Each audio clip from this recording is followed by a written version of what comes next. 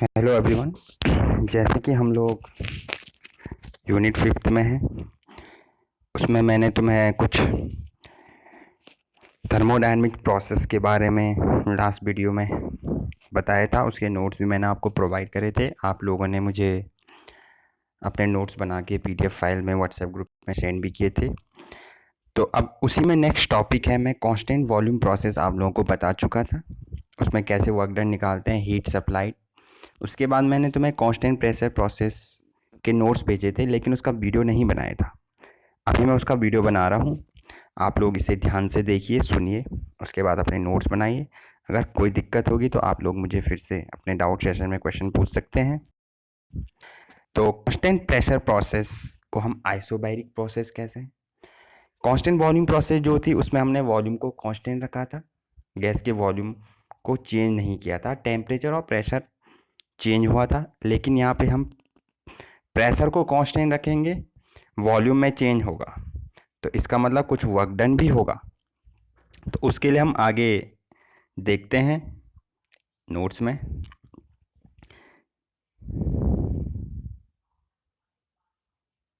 ये जो constant pressure process है, इसको आइसोबैरिक प्रोसेस भी कहते हैं। आप यहाँ पे देख सकते हैं कि प्रेशर कांस्टेंट है।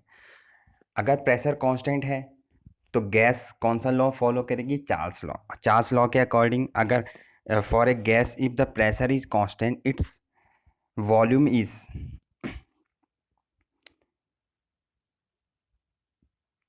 Directly proportional to its temperature. Gas का वॉल्यूम उसके टेम्परेचर के क्या हो जाएगा? प्रोपोर्शनल हो जाएगा। V by T is equal to constant. तो यहाँ पे देख सकते हो, volume and temperature of a gas increases which increase its internal energy for doing some external work. Volume और टेम्परेचर गैस का इंक्रीज होगा, लेकिन प्रेशर कांस्टेंट होगा। जिसके इंक्रीज होने से गैस कुछ इंटरनल वर्क करेगी, मीन्स उसकी इंटरनल एनर्जी में कुछ चेंज होगा, और वही इंटरनल एनर्जी में जो चेंज होगा उसी को हम क्या करेंगे? कंसीडर करेंगे कि गैस ने वर्क डन किया। अब आइडियल गैस इक्वेशन आपको पता है, P1V1 upon T1 is equal to P2V2 upon T2। यहाँ पे देख सकते हो आप। तो यहाँ से अगर प्रेशर कांस्टेंट है तो V1 upon T1 is equal to V2 upon T2, या V by T is equal to constant. ये चार्ल्स लॉ भी है। तो यहाँ पे मैंने एक किसी गैस को स्टेट 1 से 2 के बीच क्या किया है? कांस्टेंट प्रेशर पे हीट किया है। तो मैंने कांस्टेंट प्रेशर पे इसे हीट किया, तो गैस के प्रेशर कांस्टेंट है, वॉल्यूम V1 से V2 चेंज हो गया।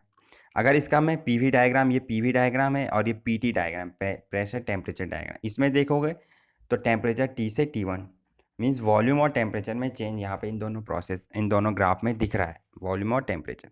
तो वर्क डन क्या होगा? मैंने बताया था वर्क डन होता है डेल डब्ल्यू फॉर स्मॉल।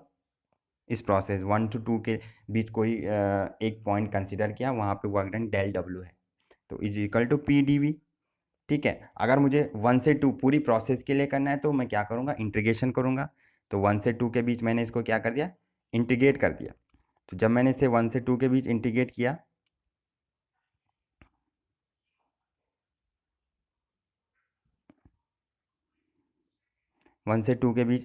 तो आप देख सकते हो कि P कांस्टेंट है, dV इंटीग्रेशन 1 to 2 dV।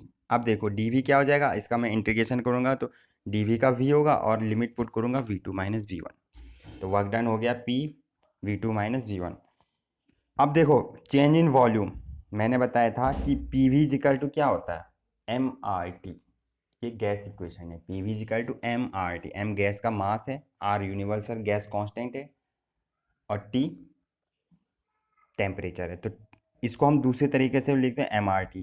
तो टेम्परेचर में के टर्म्स में लिखेंगे T2 माइनस T1, क्योंकि गैस का टेम्परेचर भी चेंज हो रहा है यहाँ पे, T2 माइनस T1। ठीक है।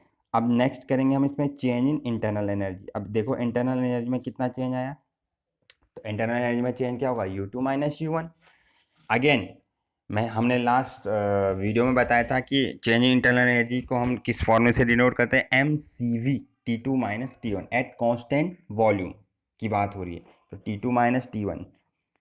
तो ये चेंज इन इंटरनल एनर्जी के लिए भी डेरिवेशन निकल के आएगा। हीट सप्लाई मैंने according to first law of thermodynamics, del Q is equal to DU plus del W, ये फर्स्ट लॉ ऑफ थर्मोडायनेमिक्स है। तो इसमें आप देख सकते हो कि डेल क्यू को अगर डेल क्यू डेल को हम इंटीग्रेट करेंगे 1 से 2 के बीच, तो दोनों साइड करना पड़ेगा इंटीग्रेशन। तो क्यू 1 to 2 आ जाएगा U2 minus U1 plus work done 1 to 2 process में। तो अभी U2 माइनस U1 की वैल्यू हमने यहाँ पे निकाली है, देख सकते हो यहाँ पे। तो वो वैल्यू यहाँ पे पुट कर दी और W1 माइनस W की वैल्यू निकाल दी वर्क डन, तो दोनों के लिए। अब इन दोनों में देखिए M कॉमन है, T2 माइनस T1 भी कॉमन है, तो वो कॉमन आके अंदर क्या बचा, CV प्लस आर। अब CV प्लस आर क्या होगा, हमें पता है CP minus CV is equal to R, Mayer's equation है। तो यहाँ से CP plus CV plus R की जगह हम CP पुट कर सकते हैं। तो हीट सप्लाई क्या आएगी, MCP T2 माइनस T1। तो कभी आपको हीट सप्लाई निकालना हो उसमें CP आएगा और चेंज इन इंटरनल एनर्जी में CV आएगा। बस दोनों फॉर्मूले में ये चेंज है, MT2 माइनस T1 वहाँ CV आएगा for change in internal energy, और फॉर हीट सप्लाई MCP आएगा T2 minus T1। CP at constant pressure specific heat है और CV at specific heat at constant volume. तो यहाँ से क्या प्रूव होता है, it state that the heat supply to the gas is utilise in increase the internal energy of the gas and for doing some work, external work. ठीक है, तो यहाँ से वर्क डन भी निकल के आया और हीट सप्लाइड का फॉर्मूला आ गया। तो जो हीट हमने सप्लाइड करी उससे क्या हुआ, इंटरनल एनर्जी में चेंज हुआ। उस इंटरनल एनर्जी में चेंज होने से गैस ने कुछ वर्क डन किया। इंथैल्पी की बात करेंगे तो इंथैल्पी क्या होती है, D H is equal to H2 minus H1। तो MCP T2 माइनस T1 जो कि लास्ट कांस्टेंट वॉल्यूम के लिए भी निकल के आई थी इंथैल्पी, ये रही। नेक्स्ट प्रोसेस है आइसोथर्मल प्रोसेस, जिसको हम क्या बोलते हैं, कांस्टेंट टेम्परेचर प्रोसेस भी बोलते हैं। यहाँ पे क्या करें, हम गैस का टेम्परेचर कांस्टेंट रखेंगे, इंटरनल एनर्जी में कोई चेंज नहीं होगा और इंथैल्पी में भी कोई चेंज नहीं होगा। इसके लिए हम आगे देखेंगे कैसे इंटरनल एनर्जी में चेंज नहीं होता है और इंथैल्पी में भी चेंज नहीं होगा, दोनों की वैल्यू कांस्टेंट है। इसके लिए भी हम क्या करते हैं, पीवी डायग्राम में 1 से 2 दो पॉइंट लेते हैं, इसके बीच प्रोसेस 1 से 2 को दिखाते हैं कि टेम्परेचर कांस्टेंट है लेकिन प्रेशर और वॉल्यूम क्या होगा, गैस का चेंज होगा। तो 1 से 2 के लिए हमने देख लिया। तो 1 से 2 में क्या हो रहा है, गैस का प्रेशर डिक्रीज हो रहा है लेकिन वॉल्यूम V1 से V2 चेंज हो रहा है। पॉइंट 1 पे P1 है टेम्परेचर, पॉइंट 2 पे P2 है। इसी को अगर हम प्रेशर टेम्परेचर डायग्राम में देखेंगे तो यहाँ पे देखो 1 से 2 ये क्या हो रहा है, टेम्परेचर कांस्टेंट है लेकिन प्रेशर डिक्रीज हो रहा है। ठीक है, तो T1 is equal to T2 है। तो हम अब क्या करते हैं, गैस का एम के जी मास गैस का कंसीडर करते हैं, उसे कांस्टेंट टेम्परेचर पे क्या करते हैं, हीट करते हैं फ्रॉम 1 to 2। ये देखें, इसके लिए फिर से वही गैस इक्वेशन लगाती है। गैस इक्वेशन में पी वी और टी के बीच क्या रिलेशन है, पी वी और टी के बीच relation P1 V1 upon T1 is equal to P2 V2 upon T2। तो यहाँ से देख सकते हो कि T1 T2 हमें क्या रखना है, इक्वल रखना, मीन्स टेम्परेचर कांस्टेंट है। तो रिलेशन क्या निकलेगा, P1 V1 is equal to P2 V2 which is equal to constant.